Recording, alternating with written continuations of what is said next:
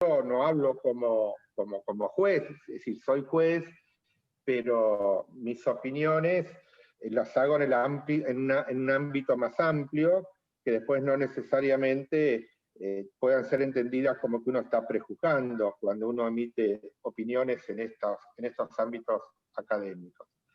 Y que es mi opinión, lo cual es mi opinión y no es ni la opinión del fuero, ni la opinión de la Cámara a la que yo integro,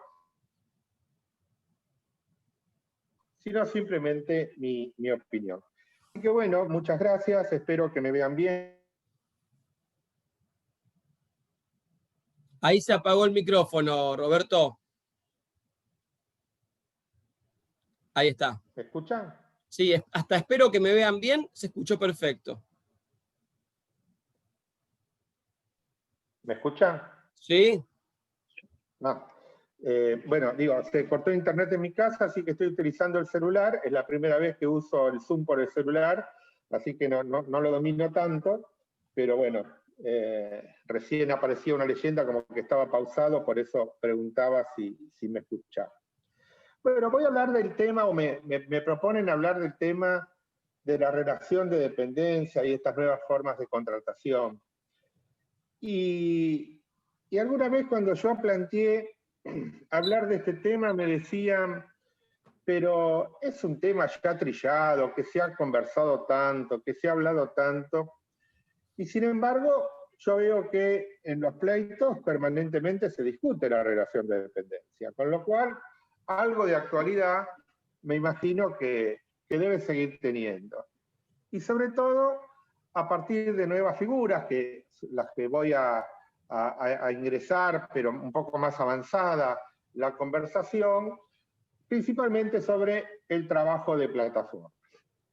Pero me gustaría en esta primera parte, son 6 breves capítulos, ¿sí? En esta primera parte, bueno, recordar algunos conceptos de qué entendemos por una relación de dependencia.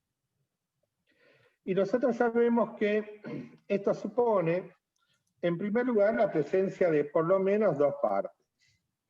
Una parte que nosotros llamamos trabajador y que siempre es una persona física, a diferencia del empleador, que puede ser una persona física o una persona jurídica, y que esta persona física que llamamos trabajador realiza una actividad lícita que puede consistir en realizar una actividad o en prestar una obra o realizar una obra o prestar un servicio, y que esta actividad, esta obra o este servicio se realiza en favor de otra y bajo la dependencia de esta otra persona, en forma voluntaria, a cambio de una remuneración, y cualquiera sea el acto que le dé origen. Esto es un poco la definición que nos da la Ley de Contrato de Trabajo en los artículos 21, en los artículos 22 de la ley. Bueno, voy a prescindir de los trabajos con fines de caridad o con fines benévolos, aunque esto no significa que en algunos casos alguna de estas figuras pueda también generar alguna confusión sobre si estamos o si no estamos en una relación de dependencia. Normalmente se dice que, por ejemplo, el sacerdocio o el trabajo de los religiosos, en principio no habría una relación de dependencia porque es una manera de integrarse a la comunidad a la que pertenece, y entonces no hay una integración y no hay una dependencia. Pero, por ejemplo, hace poco tuve el caso de el gran rabino en el templo de la calle Libertad, y por ejemplo se daba la particularidad de que este gran rabino, ¿sí?, que vendría a ser como el obispo en la religión católica, estaba en relación de dependencia con el templo. No se discutía la relación de dependencia, se discutían otros temas, como por ejemplo la integración del salario a los fines del cálculo de una indemnización por despido, una indemnización de un cese del vínculo laboral, del vínculo contractual.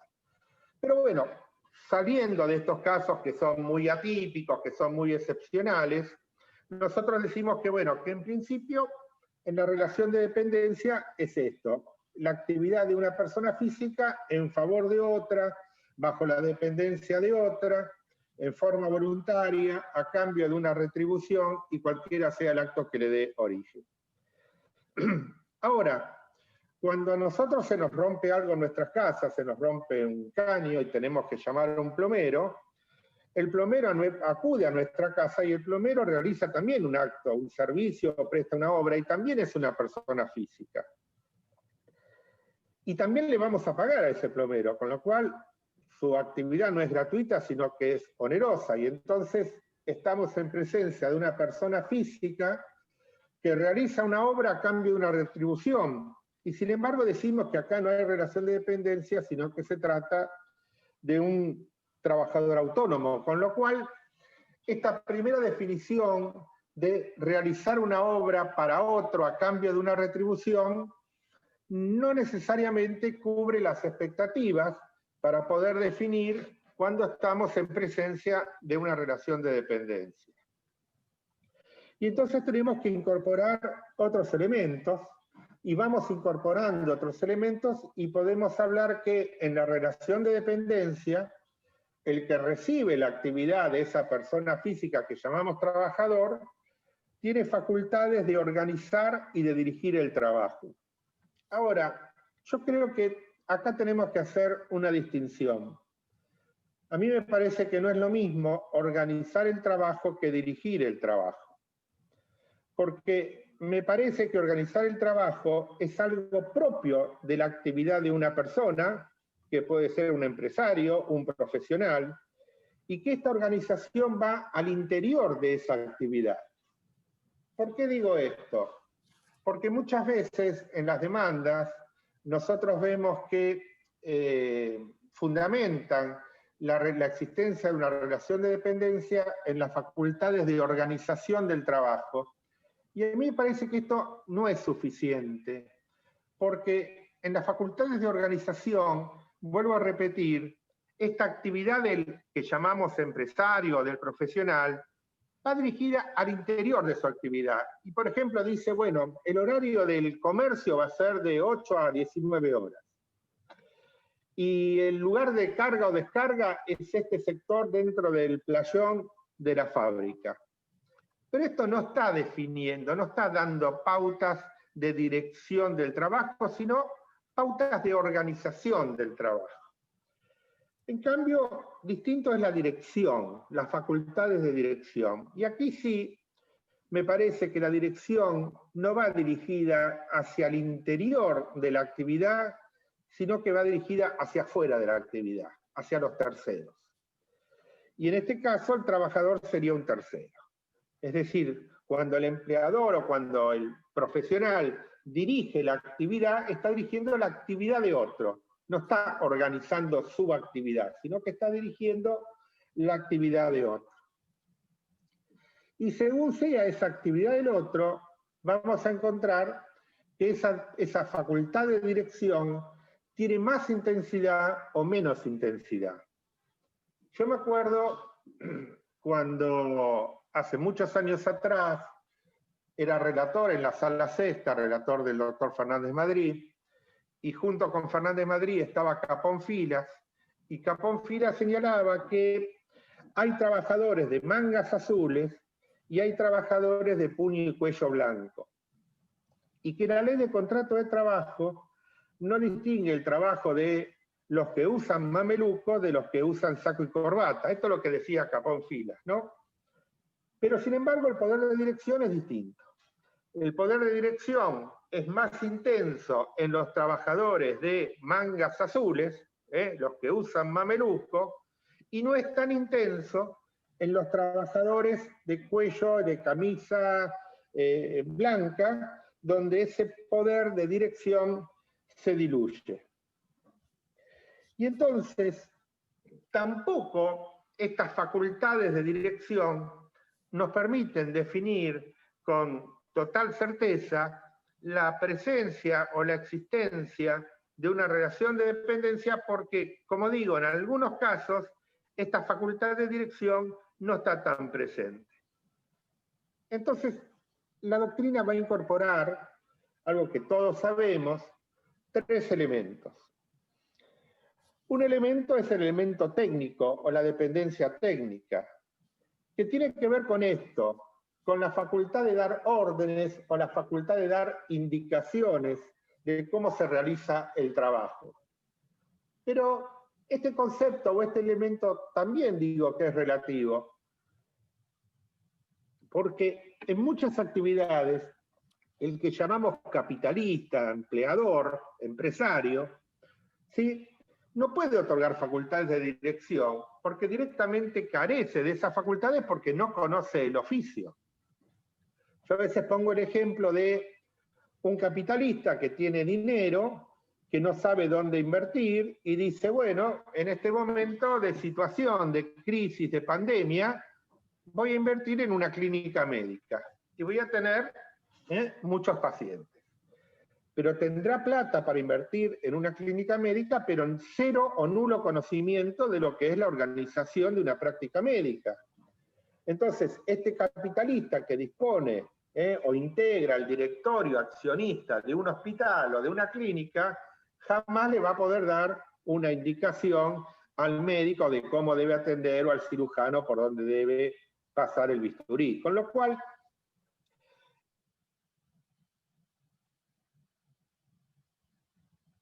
A ver ahí qué pasó. A ver si... A ver, a ver. Ah, se congeló la imagen. Estábamos justamente en el bisturí. Vamos a esperar ahora que... Ahí volvió la imagen, Roberto, a ver. ¿estoy? Sí, sí, nos quedamos en el bisturí. En el bisturí. Con Ah, lo cual... Sí. Decía que este capitalista que tiene dinero y que no sabe dónde invertir y lo invierte en una clínica médica, ¿sí?, bueno, no va a poder decirle al médico o al cirujano por dónde debe cortar, dónde debe hacer una incisión, por dónde debe pasar el bisturí. Correcto. Con lo cual, esto de la dependencia técnica también es una idea, un concepto relativo, y yo decía que, por supuesto, la suma de todos estos elementos nos van acercando al concepto de dependencia. Luego la doctrina incorpora otro elemento que es la dependencia económica, y bueno, y esto también nos presenta algunas situaciones de duda porque ya hemos visto que el plomero, que es un trabajador autónomo, trabaja a cambio de una retribución. Entonces, esto de trabajar a cambio de un ingreso, de un sueldo, de una retribución, tampoco nos ayuda para poder definir concretamente o con claridad cuando estamos en una relación de dependencia. En cambio, lo que sí me parece que nos aproxima al concepto o a la idea del trabajador dependiente es la dependencia jurídica, que tiene que ver con los poderes de dirección y los poderes jerárquicos del empleador.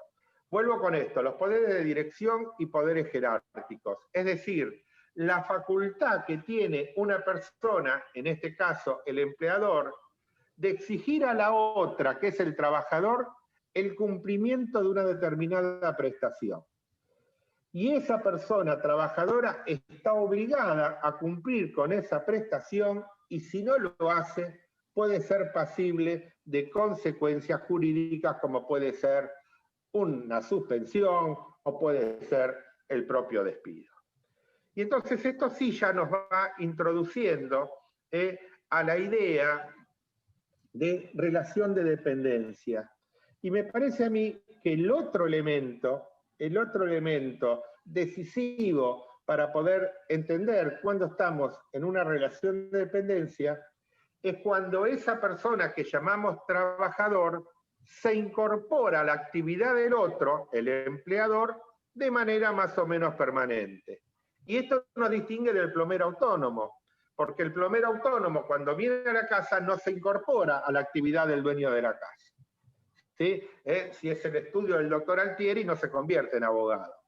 Entonces, no hay una incorporación que sí, en cambio, se produce en el ámbito de la relación de dependencia. En el ámbito de la relación de dependencia hay una incorporación a la actividad del otro, y esta incorporación podrá ser más o menos permanente.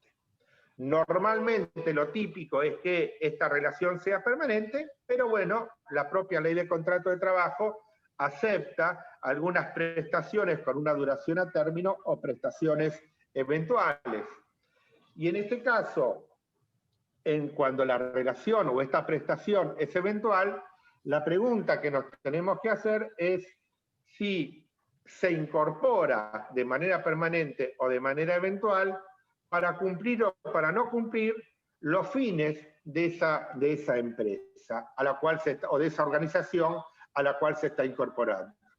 Entonces, si yo soy un empresario, ¿sí?, y contrato a un arquitecto para que me proyecte una obra para ampliar la fábrica, me parece que acá no hay ni por parte del arquitecto ni incorporación a la actividad mía, ni tampoco la actividad que va a prestar se confunde, ¿sí?, se asemeja a la actividad que presta la empresa. En cambio, el trabajador eventual es un trabajador que no se incorpora de manera permanente, pero mientras lo hace o en el tiempo que lo hace para satisfacer fines o necesidades propias de la empresa. Con lo cual, en este primer capítulo, podríamos decir que, a modo de síntesis, que podemos entender que hay una relación de dependencia en el campo laboral cuando se trata de la actividad personal de una persona física al servicio del otro para incorporarse a una actividad que le es ajena, siendo el otro el que la dirige, para el cumplimiento de los fines propios de esa actividad, siendo el otro el que asume el riesgo, siendo el otro el que se queda con los frutos de esa actividad y a cambio de una retribución. Y con esto creo que podemos definir la relación de dependencia. Por supuesto que luego nos vamos a encontrar con numerosas situaciones dudosas que van a depender del hecho y de la prueba para poder determinar si esto se da o no se da. Me acuerdo el caso de un abogado que para los que estamos más centrados en años era muy conocido, que era el doctor Sichelo, era un abogado que ejercía el derecho laboral y que fue presidente del Colegio de Abogados de la Capital Federal. El único laboralista, me dijeron. ¿Cómo? El único laboralista que llegó a presidente del colegio. El único, por ahora, el único laboralista que llegó a presidente del colegio. Y el doctor Sichelo, nosotros tuvimos un caso donde él era abogado de un sindicato y le reclamó al sindicato, que tenía un asesoramiento, como pueden tener cualquiera de los abogados del fuero, e invocó la existencia de una relación de dependencia laboral y, bueno, el juicio concluyó reconociendo la existencia de una relación de dependencia laboral porque no se había contratado a un estudio jurídico, sino a un abogado, y este abogado recibía las órdenes de la empresa y no se quedaba y era la empresa la que se quedaba con el producto a cambio de una retribución. Es decir, estaba desdibujado la figura del carácter autónomo que puede tener un abogado cuando presta un asesoramiento a una empresa. Pero bueno, será cuestiones de hecho y de prueba. Pero en principio, en este primer capítulo podemos definir la relación de dependencia como esto: el trabajo al servicio del otro para el cumplimiento de los fines del otro, bajo la dirección del otro, siendo el otro el que se queda con los frutos, siendo el otro el que asume el riesgo y a cambio de una retribución. Y esto fue más o menos pacífico así durante toda la existencia desde los orígenes del derecho al trabajo. Pero llegan los años 70 y acá entramos en el segundo capítulo, la crisis del concepto de la idea de relación de dependencia. ¿Por qué? ¿Qué se va a plantear en la crisis? En la crisis se plantea originariamente con lo que se llamó la crisis del petróleo. Es decir, Estados Unidos llegaba a los países árabes con un corredor propio que le permitía acceder a los pozos petroleros. Con las sucesivas guerras que se desarrollan en los países árabes, ese corredor propio que tenía Estados Unidos se va a ver interrumpido. Tenía que dar vueltas tenía que tomar como una suerte de atajos o de bypass para poder llegar a los pozos de petróleo, y esto encareció el valor del crudo. Y entonces, al encarecer el valor del crudo, las empresas pierden mayor productividad, mayor competitividad. Y entonces, la manera que se pensó en los años 70, con el comienzo de las políticas neoliberales, fue cómo mantener, frente a los aumentos de los costos, cómo mantener las ganancias, cómo mantener la productividad. Y la respuesta que se dio en aquella época fue bajando el costo laboral, lo que se llamaba la flexibilización laboral. Y en esta flexibilización laboral, para fundamentarla, para justificarla, se acudió a figuras como el desempleo, el aumento del desempleo, las innovaciones tecnológicas, la globalización, la competitividad en un mundo globalizado, y especialmente lo que un autor español que se llama Salafranco decía, el chantaje histórico de la crisis. ¿Qué significa esto del chantaje histórico de la crisis? Muy simple. Si vos querés trabajar, tenés que resignar de derechos. Si no, vas a perder el empleo. Este era el chantaje histórico de la crisis, que muchas veces el día de hoy lo seguimos escuchando, y especialmente a partir de esta nueva crisis generada por el COVID-19. Bueno, si querés quedarte en la fábrica, tenés que aceptar una rebaja salarial y vamos a llegar a un acuerdo de rebaja salarial. Esto lo vemos en los tribunales todos los días, donde se plantean, donde se cuestionan esta figura de, por ejemplo, el artículo 223 bis de la Ley de Contrato de Trabajo, que para algunos, sobre todo para el sector empresario, autorizaría la reducción de los salarios. Goldin habla de precariedad que genera mayor vulnerabilidad, y otro autor, como Supiot dice que hay tres momentos en la historia del derecho del trabajo, y en un primer momento la pregunta era ¿por qué un derecho del trabajo? Y la respuesta era para defender a los trabajadores. Pero luego, en un segundo momento, ya en la crisis de los años 70, cuando la pregunta se formula ¿por qué un derecho del trabajo?, la respuesta es para defender los derechos de los trabajadores y del sector empresario, con lo cual aparece esta idea ambivalente del derecho del trabajo. Y finalmente, dice Supiot, en los 80, en los 90, con las políticas neoliberales, se reformula la pregunta. Ya no es ¿por qué un derecho al trabajo?, sino ¿para qué queremos un derecho del trabajo? Es decir, directamente tenemos que eliminar el derecho del trabajo. ¿Y esto qué va a generar? Esto va a generar un desmantelamiento del Estado, va a promover lo que llamamos la autonomía de la voluntad de las partes. Nosotros decimos que esto era propio de fines del siglo XIX, comienzo del siglo XX, y que está mal hablar de la autonomía de la voluntad de las partes, porque nosotros sabemos que en función de la situación de hiposuficiencia en la que se encuentran los trabajadores, no hay autonomía de la voluntad de las partes, sino imposición unilateral de las condiciones de trabajo por parte de una de las partes. Pero bueno, aparecen las empresas transnacionales, que es el nuevo sujeto, y estas empresas transnacionales lo que se van a plantear es cómo yo puedo obtener mayor rentabilidad si el costo de producción en mi país es muy alto que me la impide. Entonces, si en mi país, dice la empresa transnacional, el costo es muy alto, yo tengo que ir a buscar países donde los costos sean inferiores. Y el forum shopping de claro, empresarial.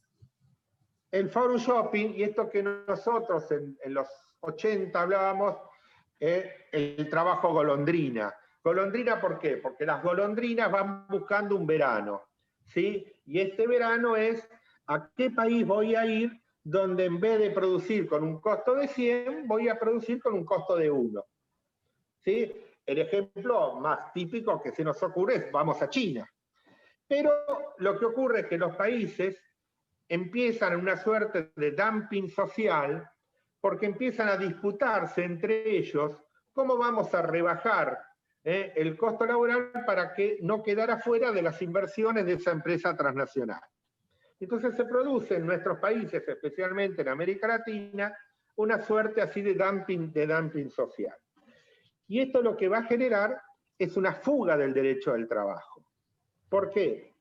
Porque la empresa transnacional trasciende las fronteras en cuanto a su actividad, pero el derecho queda encasillado dentro de las fronteras. Entonces, cuando el derecho queda dentro de las fronteras, pero la actividad supera las fronteras, al salir de la frontera nacional se encuentra que no hay derecho, que no hay norma, y entonces puede imponer las condiciones laborales. Y esto es lo que ocurrió en nuestro país a partir de los años 80, de los años 90, con lo que se llamó la reforma laboral. Fíjense ustedes si acuden a la ley 24465, la 24467 de pymes, que ahí lo que se planteaba era cómo generar empleo, y entonces se van a promover 4 tipos de empleo. Y estos 4 tipos de empleo, 2 estaban vinculados a lanzamiento de una nueva actividad o a cómo absorber a aquellos trabajadores que habían sido separados por los procesos de descentralización productiva, y las otras 2 modalidades promovidas eran para los jóvenes menores de 24 años. ¿Qué pasaba? Pasaba que en aquellos años, en los años 80, uno compraba el Clarín, ¿por qué? Porque era donde estaban los clasificados de empleo. En aquella época, para conseguir un empleo, había que ir a los clasificados de Clarín. En el 99 yo llegué a buscar trabajo con el diario, o sea que hasta el 99 había clasificado. Y bueno, porque estamos ya en el año 96, por ahí, ¿no?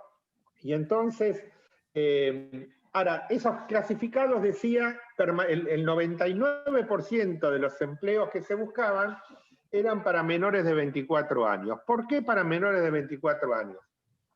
Porque al trabajador menor de 24 años se lo podía contratar a tiempo, hasta 2 años de duración, y al término de esa relación el vínculo se extinguía sin consecuencias indemnizatorias.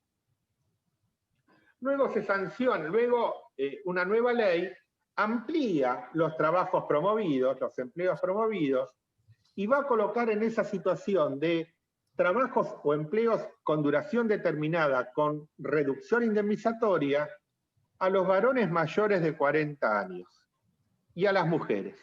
Es decir, para tratar de promover el empleo de los sectores de la población que tenían mayores dificultades, que eran los mayores de 40 años y las mujeres, se promovían estos empleos, que eran los empleos que después llamamos como los empleos o como los contratos basura. Ahora bien, tenemos entonces que en estos años, en los 80, en los 90, ¿a quién se podía contratar sin indemnización? A los menores de 24 años, a los mayores de 40 y a las mujeres. Entonces, ¿quién quedaba como sujeto indemnizable? Los varones entre 24 y 40. Y fue por eso que se crea en esa misma ley, la 24465, una figura que hasta ese momento no existía y que era el periodo de prueba. Con lo cual, durante el periodo de prueba, que podía ser de 3 meses o hasta 6 meses, cualquier trabajador en la Argentina podía ser contratado y extinguido el vínculo sin consecuencias indemnizatorias. Esta fue la realidad de la flexibilización laboral en la Argentina a través de la 24465.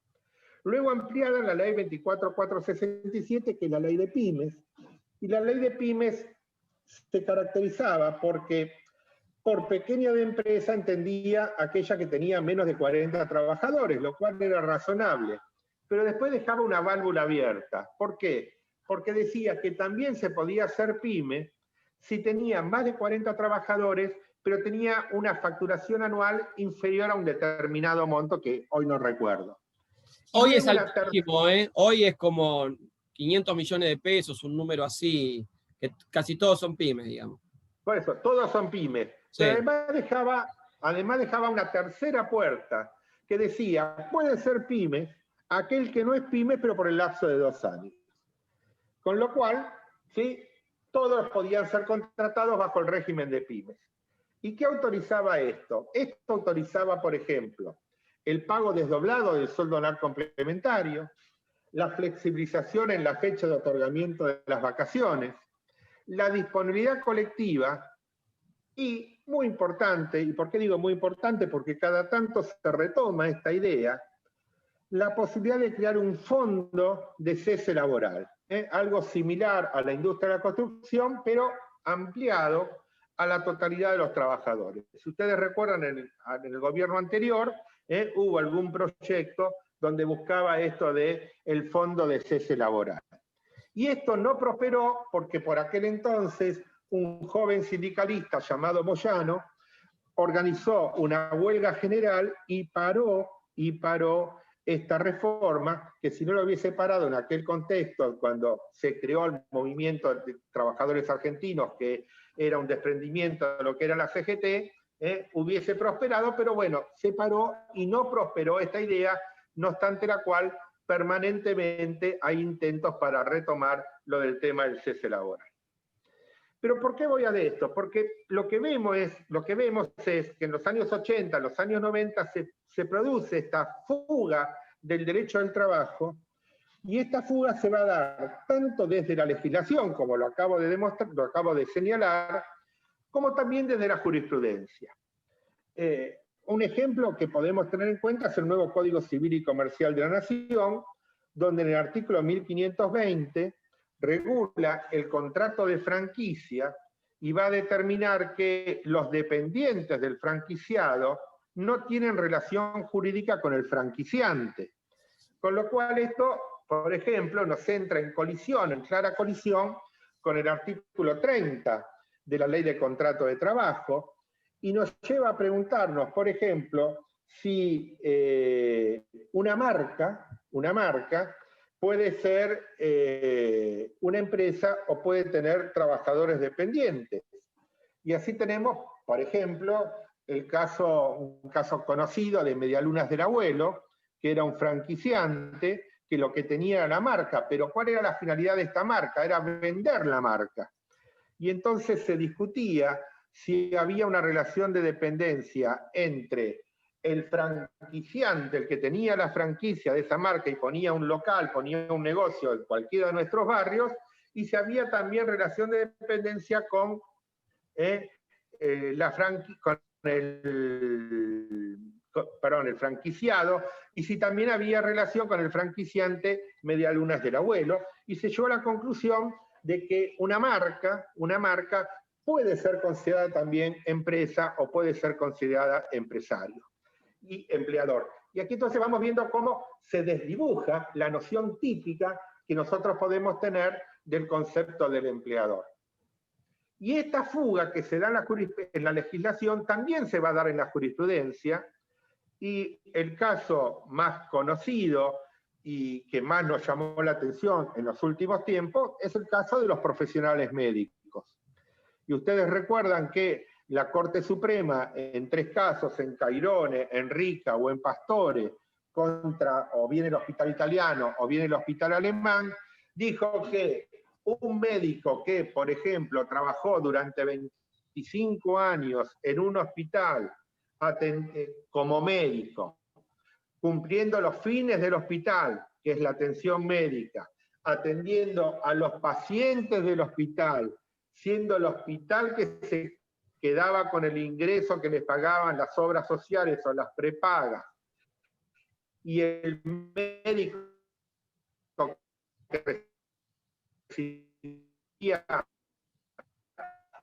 que desarrollaba solidaridad, los médicos que veían, nosotros, sin embargo, la Corte va a decir, en estos casos no hay una relación de dependencia, y acude, por ejemplo, a otras figuras como la figura de la locación de servicios. Me acuerdo una autora fallecida lamentablemente, muy querida, como Estela Ferreirós, y Estela Ferreirós decía: la locación de servicio en el ámbito del trabajo desapareció y fue subsumida, fue absorbida por la figura de la Ley de Contrato de Trabajo. Sin embargo, la Corte en estos casos, en Cairón, en Rica, en Pastore, va a decir que está plena vigente porque se mantuvo la figura de la locación de servicios con la redacción del nuevo Código Civil y Comercial de la Nación. Y ahora, bueno, ahí, Roberto, discúlpeme que lo interrumpa, pero bueno, había un batifondo entre Estela y Ricardo Lorenzetti, que Estela le atacó directamente a su hijo, ¿no? Que es el Código Civil. Entonces Lorenzetti aprovechó, tomó el guante y le contesta y le tira con todo, ¿no? En esos Y le fallos. tira con todo, pero fíjense en ustedes algunos argumentos de la Corte. A ver, en primer lugar, el expediente llega a la Corte cuando no debería haber llegado a la Corte, porque definir si estamos en una relación de dependencia o no es una cuestión de prueba y es una cuestión de derecho común. No Y nosotros federal. sabemos No que federal. acá no hay... Perdón, no escuché, Nahuel. No hay cuestión federal. No hay cuestión federal. Entonces, en primero podemos decir que no hay cuestión federal. Pero bueno, la Corte lo toma desde la arbitrariedad, que no se han analizado todas las pruebas y que entonces no hay una correspondencia entre el hecho y el derecho. Muy bien. Pero, por ejemplo, dice que en estos casos del hospital italiano y el hospital alemán se caracterizaban porque habían creado una sociedad intermedia entre los médicos y el hospital.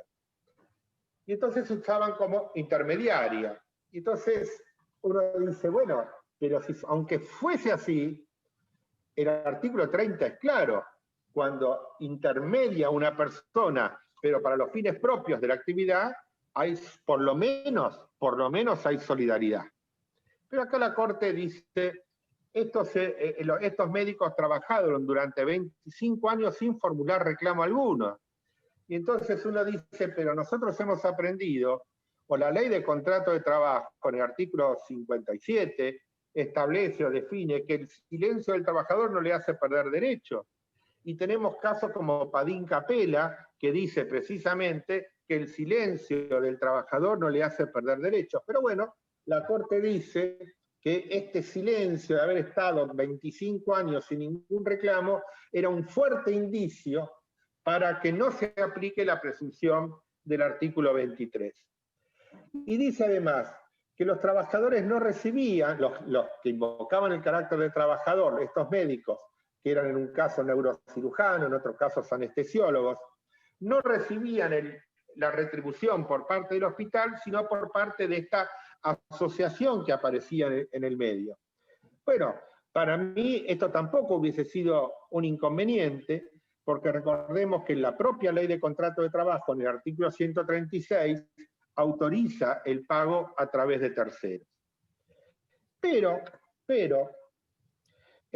aun cuando la Corte invoque la figura de la locación de servicios, yo creo que hay que recordar o hay que leer bien el artículo 1501 del nuevo Código Civil y Comercial, que regula la figura de la locación de servicios, pero expresamente dice que no se aplica cuando se trata de relaciones regidas por leyes especiales. Entonces, a mí me parece que no puede invocarse la figura de la locación de servicios cuando estamos, que la relación de trabajo se encuentra regida por una norma particular, como todos sabemos que es la ley de contrato de trabajo. Muy bien, pero bueno, por eso digo que yo no me animo a definir concretamente cuándo estamos en una relación de dependencia frente a estas realidades que tampoco las podemos desconocer. Pero sí, por ejemplo, me permito, porque yo me aparté del fallo de la Corte en Pastore, en Cairone, porque la Corte manda a dictar un nuevo fallo, el fallo que recae en mi sala, y yo vuelvo a ratificar que estábamos en presencia de un contrato de trabajo, sosteniendo que en materia de derecho común los fallos de la Corte no obligan a los jueces. Y entonces invoco una resolución que me parece que es muy útil para poder definir este instituto, que es una resolución del ANSES, la número 443 del año 1992, que fue dictada para evitar que se disfracen relaciones laborales y señala como pautas configurativas de la existencia de una relación laboral, y ahora la voy a leer porque si no, no me las acuerdo. Resolución ANSES 443 del 92, cuando regula, cuando se individualiza al trabajador, es decir, que se trate de un hacer infungible. bajo la facultad de dirección de otro, con un carácter habitual, cuando la prestación se identifica en una relación laboral, y ahora la voy a leer porque si no, no me las acuerdo. No sé, ¿sigo? Sí. Sí. Bueno, entonces, cuando se trate de un hacer infungible, no se pueda modificar la persona del trabajador, cuando exista un régimen de licencias o de sanciones disciplinarias, cuando haya facultades de dirección, cuando esa actividad tenga un carácter habitual, cuando se identifique el objeto de la prestación con la actividad de la empresa, cuando haya un control por parte del empresario, cuando sea el empresario quien provee los materiales y cuando sea el empresario que asume el riesgo de esa actividad. Con lo cual, esta resolución ANSES 443/92 nos da suficientes elementos para poder concretar o definir los alcances de una relación de dependencia. Pero así como empieza a desdibujarse a través de la legislación y de la jurisprudencia el carácter de la relación de dependencia, empiezan a aparecer nuevas formas de organización del trabajo que precisamente lo que tienden es a eludir la existencia de una relación de dependencia. Y aparece, o me introduzco al tercer elemento, al tercer capítulo de esta exposición, que es el trabajo de plataformas. Y el trabajo de las plataformas no es un concepto nuevo, sino que es un concepto que ya lo podíamos leer en Coriat, cuando Coriat habla de la automatización, y especialmente del proceso, ya no del Fordismo, sino del toyotismo. Y me permito recordar que en sus orígenes la empresa Toyota no era una empresa automotriz, sino que era una empresa textil, ¿sí? Que fabricaba telares. Y entonces el fundador de la empresa, que era Toyoda, la preocupación que va a tener es cómo recuperar los desperdicios que provocaban esos telares. Es decir, esos telares no tenían un corte en el suministro de la producción e iba generando desperdicios, iba provocando fallas en los telares, eso generaba pérdida, y entonces va a introducir en los telares lo que fue el corte automático, la automatización del telar. Por supuesto que esto después va a ser utilizado como elemento de prevención o en las normas de prevención. Y entonces el ingeniero jefe de Toyota, que se llamaba Ono, va a introducir un nuevo término, y este nuevo término es el término de la autonomatización. Es decir, una mezcla de autonomía con automatización. ¿Y esto qué va a generar? Esto va a generar el tránsito del trabajador especializado hacia el trabajador polivalente. Con lo cual, esto de la polivalencia, aquí aparece la idea de la polivalencia funcional, que nosotros después lo vamos a recibir en los años 90, en los años 2000. Esta idea del trabajador polivalente viene de aquí, del toyotismo. Acá receptada, te hago una pausa, Roberto, así toma agua. Muy receptada en el convenio de SMATA, de polivalencia, que discutieron con WOM a ver en General Motors cuál entraba, y como SMATA ofreció la polivalencia, entró SMATA. También después muy receptada desde los 90 hasta acá en el convenio colectivo de seguros, que lo nombra específicamente polivalencia funcional y productividad. Bueno, pero fíjate, gracias, doctor Altieri, pero fíjense que no es casual que el primer convenio que lo recepte sea de SMATA, ¿sí? Porque el origen de este concepto, de este término, viene precisamente del toyotismo, que era una empresa automotriz. Ya en la revolución industrial, cuando uno habla de la revolución industrial y pregunta cuál era el fin de la revolución industrial, bueno, la aparición de la máquina, nosotros lo que decimos que en realidad en la revolución industrial el capitalista lo que trata de hacer es adueñarse, apropiarse de este saber que tenía el artesano, que le daba poder, el know-how, lo que hoy llamamos know-how. Bueno, ese know-how lo tenía el artesano. Y entonces había una cierta identidad entre la mano de obra empleada, tiempo de trabajo y mayor valor de la cosa. Esto le daba un poder al artesano sobre el capitalista que lo contrataba. Entonces, en la revolución industrial, el capitalista lo que se plantea es cómo me adueño de ese saber, cómo me apropio de ese saber. Y me voy a apropiar a través de dos figuras. Una primera figura es la aparición de la fábrica. Es decir, sacar al artesano del taller donde jugaba de local y lo iba a hacer jugar en la casa del otro, de visitante, que es la fábrica. La fábrica es la casa del otro. Y la segunda herramienta es la división del trabajo. Con lo cual, ya acá se pierde esa identidad entre el trabajo, el tiempo de trabajo empleado y el mayor valor de la cosa. Y ese mayor valor que se produce se lo queda el capitalista. En el toyotismo se da un paso más y ya no solamente vamos a tener la división del trabajo, sino lo que ahora vamos a apuntalar es a la polivalencia funcional. Ya no vamos a tener el trabajador especializado, porque el trabajador especializado es una persona que gana más precisamente por su conocimiento, por su especialización. Entonces yo tengo que abaratar el costo laboral y entonces no tengo que valerme de trabajadores especializados. Y aquí viene la idea esta de la polivalencia funcional. Y llegamos entonces, luego de la tercera revolución industrial, a la cuarta revolución industrial, a la revolución 4.0, que es el de las plataformas digitales.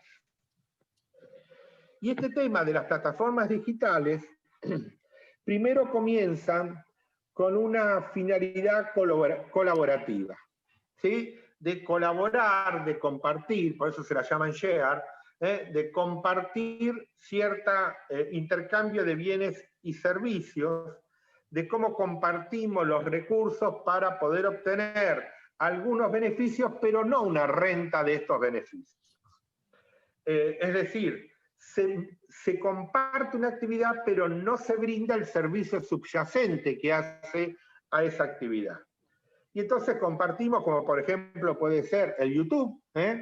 Yo estoy hablando acá y hay varias personas que me pueden escuchar o seguir al mismo tiempo.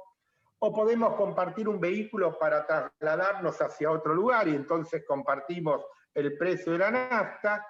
O inventamos estos de dormir en las noches en los barrios, neighbor shipping, en el cual hacemos un intercambio, algo que ocurre mucho con algunos de nuestros hijos, ¿sí? Bueno, uno de los jóvenes va a vivir al exterior, a la casa de otro, y a cambio le ofrece su casa cuando vuelva a nuestro país, ¿sí? Compartimos habitaciones sin tener que pagar un costo. Pero acá no hay una actividad en principio lucrativa, en esta actividad colaborativa de compartir, y no se brinda esa actividad subyacente.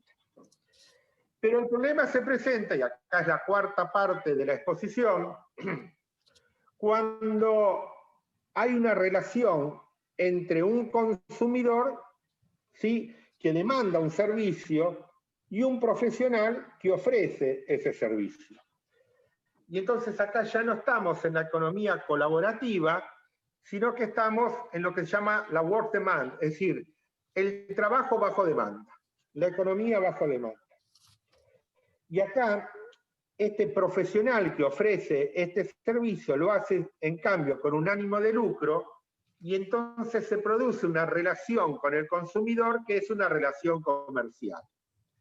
El problema que se presenta es qué ocurre con ese intermediario que acerca el producto entre el profesional y el consumidor, que lo podemos llamar hoy emprendedor, los nuevos emprendedores.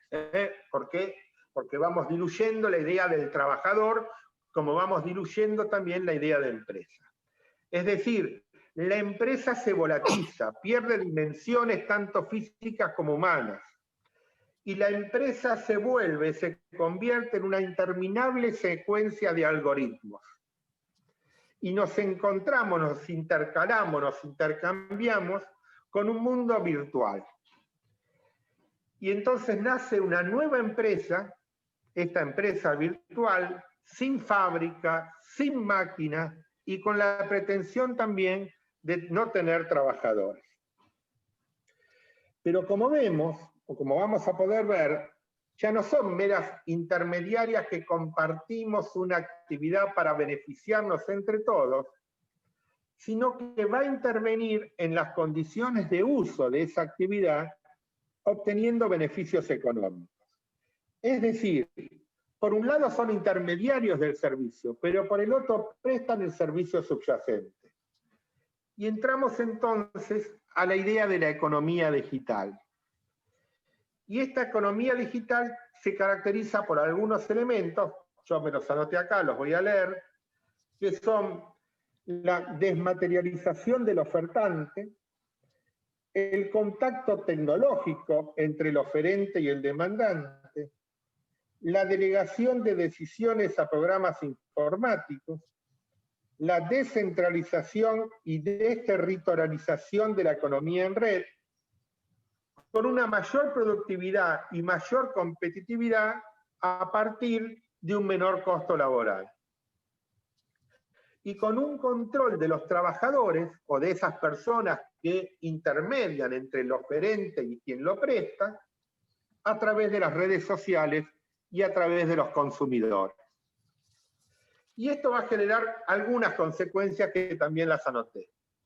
Sustitución de la mano de obra, fragmentación del colectivo de los trabajadores, nueva forma de organización del trabajo, precarización de las condiciones de trabajo y principalmente la eliminación del concepto o de la idea de empresa y de trabajador.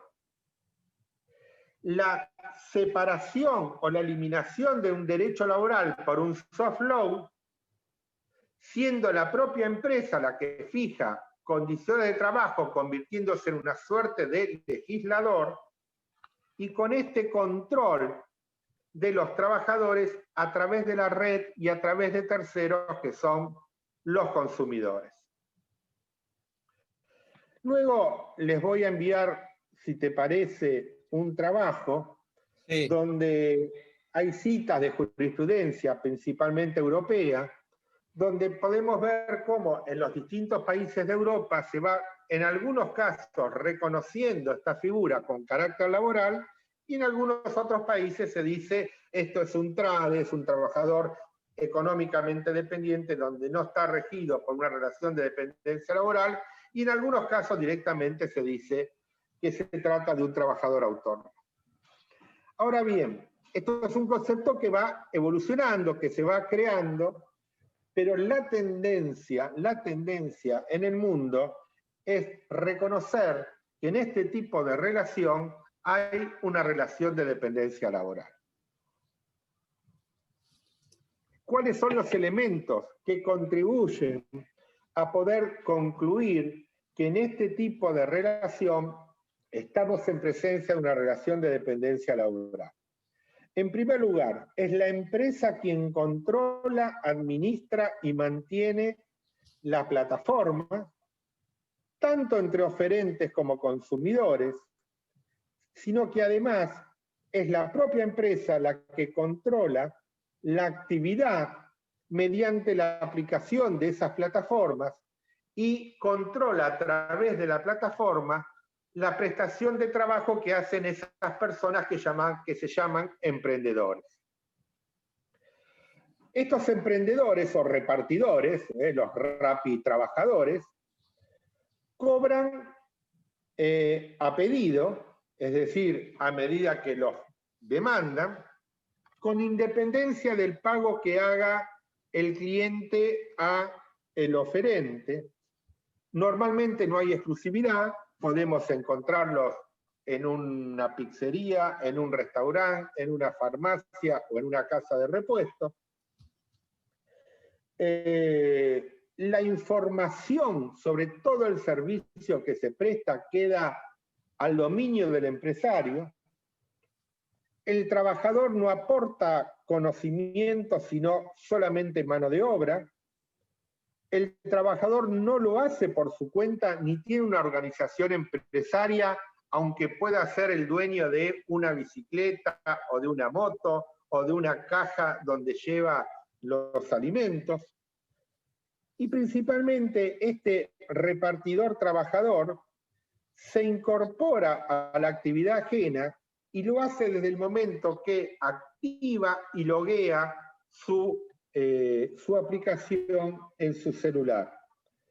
Pero es la empresa la que lleva el control de la actividad de este trabajador repartidor y define la hora de inicio, la hora de finalización, el tiempo de entrega a través de un geolocalizador y fija la retribución que le va a abonar a este repartidor, que puede ser en efectivo o a través de una cuenta bancaria o el depósito en una tarjeta de débito. Y principalmente lo controla acudiendo a encuestas dirigidas a los consumidores, de cómo fue entregado este servicio, cómo fue cumplido, si se respetaron los tiempos, cómo fue la atención del repartidor. Y en base a estos informes o en base a estas encuestas, se puede bloquear la aplicación de ese trabajador temporalmente por 30 minutos o definitivamente si, por ejemplo, el trabajador rechazó un pedido o no entregó el pedido en el tiempo que era esperable. Se caracteriza además que se pueden establecer algunos premios, por ejemplo, si la entrega se hace en un día de lluvia, y ganan más los que circulan con una moto que con una bicicleta, porque esto les permite no solamente reducir los tiempos de entrega, sino que al entregar más productos se colocan en una mejor posición de ranking y entonces al estar mejores rankeados son los primeros en ser llamados para la entrega del pedido. Mientras que aquellos que o tardan más o rechazan, se los coloca por debajo de ese ranking y normalmente no son llamados, normalmente no son convocados. Con lo cual lo que vemos son nuevas formas de organización, de dirección del trabajo a partir de estas aplicaciones que, insisto, administran los titulares de estas plataformas. Por lo general no se le pagan aguinaldos, por lo general no se le pagan vacaciones, se les hace sacar un seguro en la vía pública, y si se trata de un Uber, normalmente se acude a una figura, que es la figura del artículo 1280 del Código Civil y Comercial, que es la figura del contrato de transporte, para eludir la naturaleza laboral de este vínculo.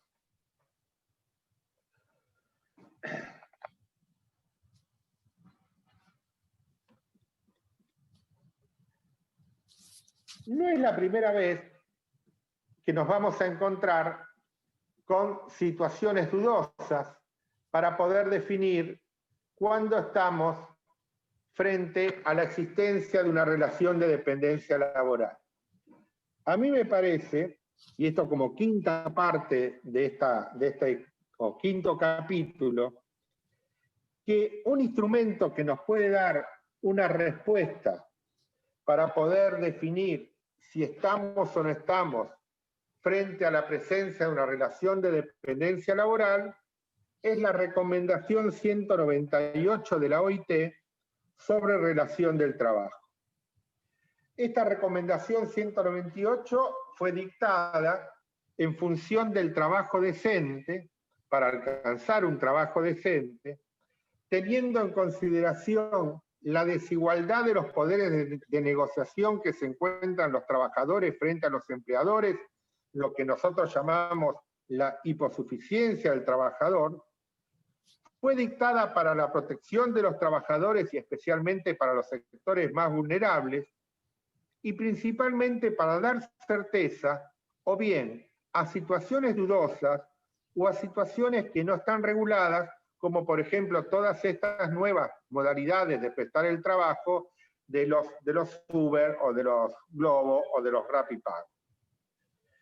Y en resumen, esto se lo voy a leer, la recomendación 198 dice que podemos entender que estamos en presencia de una relación de dependencia laboral cuando el hecho del trabajo se realiza según las instrucciones y bajo el control de otra persona, cuando implica la integración del trabajador en la organización de la empresa, cuando es efectuado única o principalmente en beneficio de otra persona, cuando es ejecutado personalmente por el trabajador, dentro de un horario determinado, en un lugar que le es indicado o aceptado por quien solicita el trabajo, que tenga duración y continuidad, que quien requiere el trabajo sea quien suministra las herramientas, que se pague una remuneración periódica, que constituya la única o la principal fuente de ingresos del trabajador,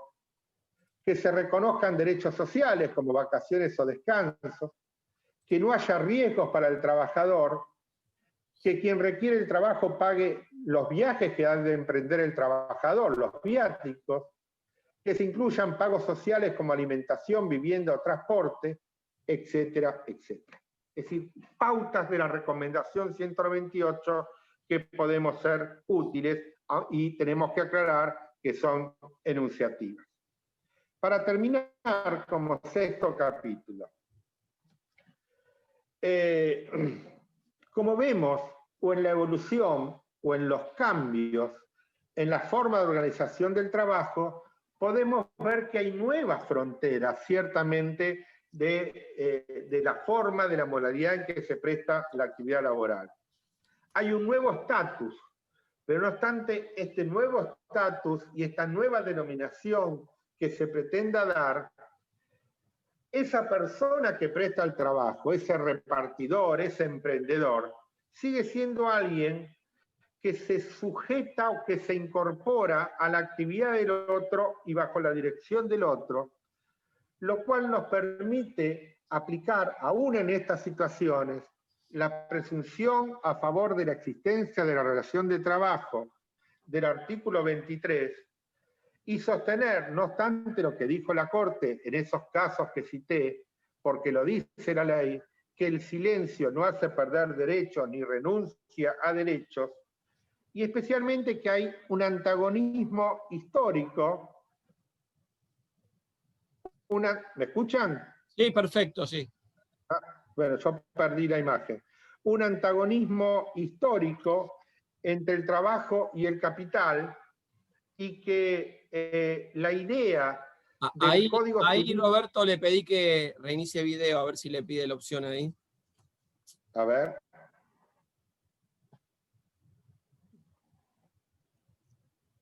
¿Ustedes me escuchan? Sí, sí, escuchar perfecto. Entonces yo mandé desde acá el pedido para iniciar video. Yo sigo hablando, no importa. Bueno. Ya termino. Bueno. La idea de esto, de que la Corte habla de la locación de servicios, nosotros tenemos que recordar que precisamente el derecho al trabajo vino a independizarse del derecho civil. ¿Por qué?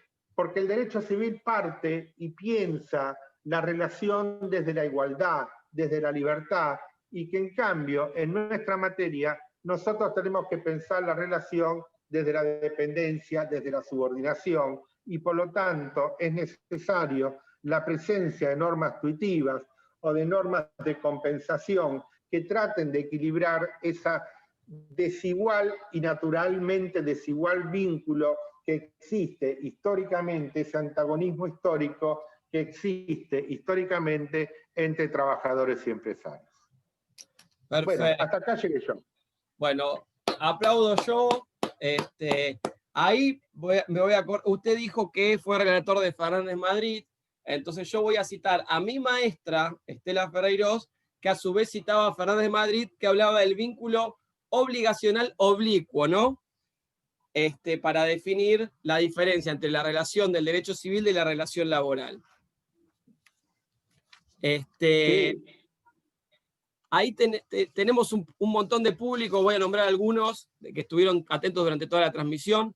Bueno, Ignacio Hervida, el secretario del 24, que también es profesor de las Facultades Sociales, Ariel Santillán de Unión Informática, Liliana Torelli, Cristóbal Feldman, Luján Basualdo, Tamara Besares, Ana Leona, Daniela Fabier, la doctora Yatzer de Mendoza también, igual que Santiago Dillariana, Agustina Bergoncelli. Bueno, la verdad, muchísimo público, muy clara la exposición sobre todo. Analía Rañazá también, Vanessa Piñeiro.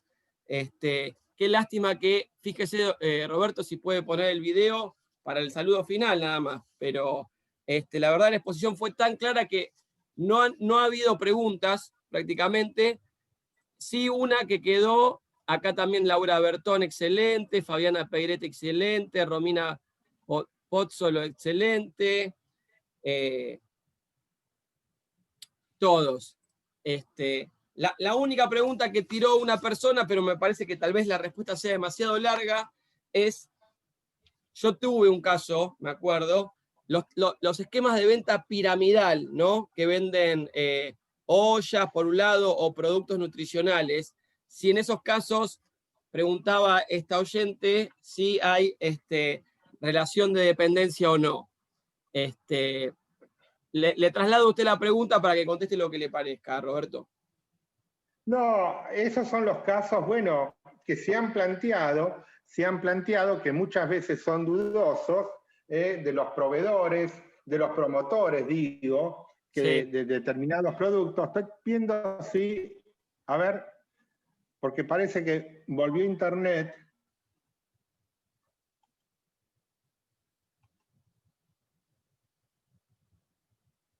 A ver si ahí conecta. Bueno, mientras tanto, Mari Sosa de Posadas Misiones manda saludos. ¿Quién más estaba acá saludando? Natalia Karina Gómez, Fede Agu. Javier Dugarte también, el secretario del Juzgado 38, lo veíamos por acá conectado. A ver, si me permiten el ingreso, me puedo conectar con... A ver si ahí viene. Entra con la computadora. A ver, ahí está entrando. Ahí conecta el audio. A ver si...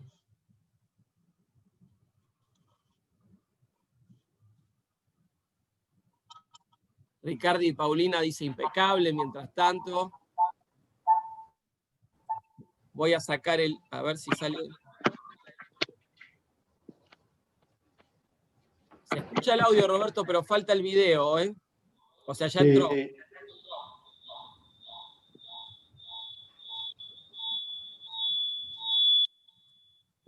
Ahí sacamos el celular para que quede solo la computadora. Ahí está. Ahí está. Faltaría ahora, Roberto, que inicie el video en la computadora. A ver ahora. ¿Estará tapada la camarita?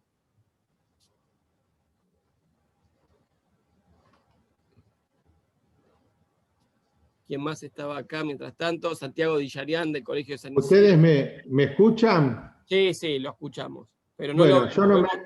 Vemos todo negro.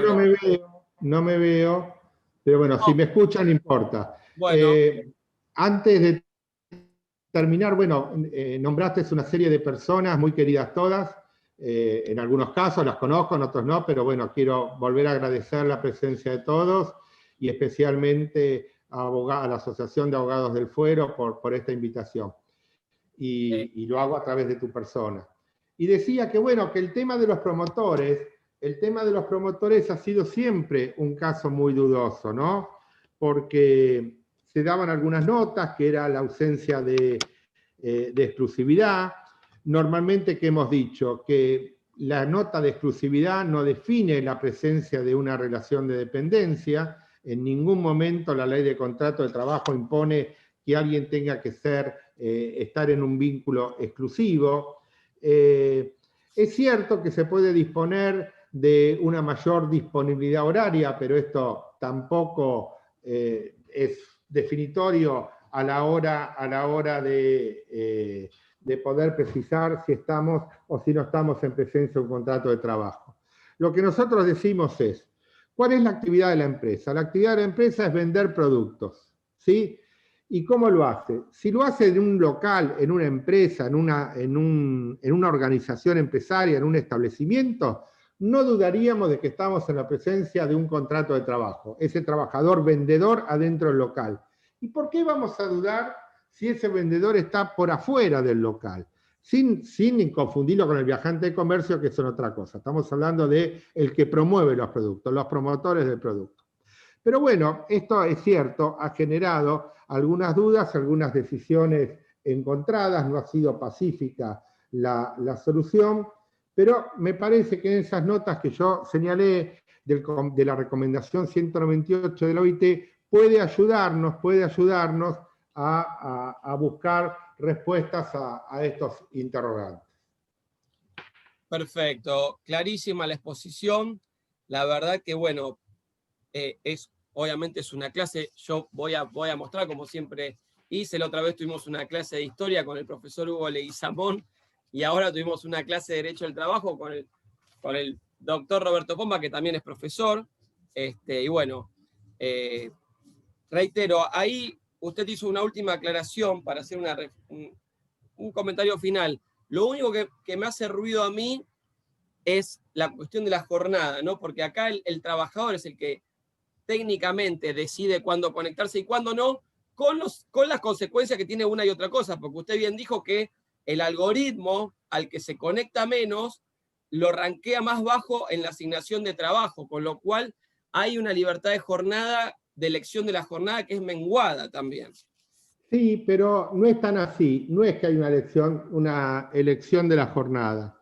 Hay una elección de la jornada dentro de los parámetros que fija la empresa. ¿Sí? No es que el trabajador se le ocurre y dice, yo voy a trabajar de 8 de la mañana a 10 de la mañana y nada más. No, la empresa le ofrece franjas horarias. Y lo que ocurre es que aquel trabajador, aquel que invoca el carácter de trabajador, que se aparta de esa franja o la reduce, la empresa le aplica correctivos, lo bloquea, lo saca de la lista, lo saca del ranking, lo pone abajo de todo, y entonces la aplicación va convocando a los que están arriba en el ranking. Entonces, tampoco es cierto esto de la libertad horaria. Esto me hace acordar a una discusión que se dio en los años 80. En los años 80 se discutía el principio de irrenunciabilidad. El principio de irrenunciabilidad, nosotros sabemos que hay un mínimo que llamamos orden público laboral, que por debajo de ese mínimo no podemos negociar. Supongamos el salario mínimo vital alrededor de 19.000 pesos, no podríamos pagar por debajo del 19.000 pesos. Sí, ahora lo subieron a 21, claro, es bajísimo. Bueno, alrededor. Sí, pero sí, ¿qué sí. pasa si un trabajador en vez de ganar el mínimo gana 30.000? Y entonces la empresa le baja el sueldo a 18.000. ¿Nosotros qué decimos? Imposible, está afectando el mínimo. Pero la discusión que se dio en los años 80 era qué pasaba si ese empleador le rebajaba el sueldo de 30.000 a 24.000. Era una rebaja, pero no afectaba el piso. Entonces ahí hubo dos doctrinas, dos grandes doctrinas. Una, la doctrina de Guibur, de la Sala Tercera, en el caso Casterán. ¿Y qué dice Guibur? Estamos en el campo de la libertad. Por arriba del piso hay libertad. Y por lo tanto hay libertad para contratar. Y dentro de la libertad de contratar, el empleador puede bajarle el sueldo porque no le afecta el mínimo legal. Y frente a esto, aparece Capón Filas con Fernández Madrid y la Sala Sexta, en dos casos muy conocidos, que son Henry de Rechardo contra Ferrocarriles y Variaín contra Mercedes-Benz. ¿Y qué dice? Claro, ¿y qué dice Capón Filas y Fernández Madrid? Que en el campo de las relaciones laborales no hay libertad, o la libertad está muy constreñida. ¿Por qué? Porque, ¿qué pasa si el trabajador dice que no a esa rebaja salarial? Se queda sin empleo. Entonces no tiene opción. Y cuando no tiene opción, no tiene libertad. Acá pasa lo mismo con el tema del horario. La empresa le fija una franja horaria. Y si el trabajador le dice no a la franja horaria, no lo contratan o lo mandan por debajo del ranking, con lo cual tampoco hay libertad. Entonces, es decir, no estamos hablando de la libertad personal, de que yo tenga una persona encañonada, ni en la libertad que una vez dijo alguien, me acuerdo, de tirarse en un puente de París.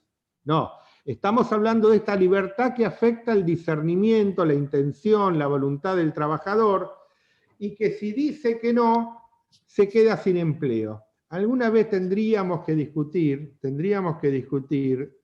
nuestro sistema de relaciones laborales, porque fíjense en ustedes, algo que les ocurre a los abogados en el ejercicio de la profesión, con sus clientes.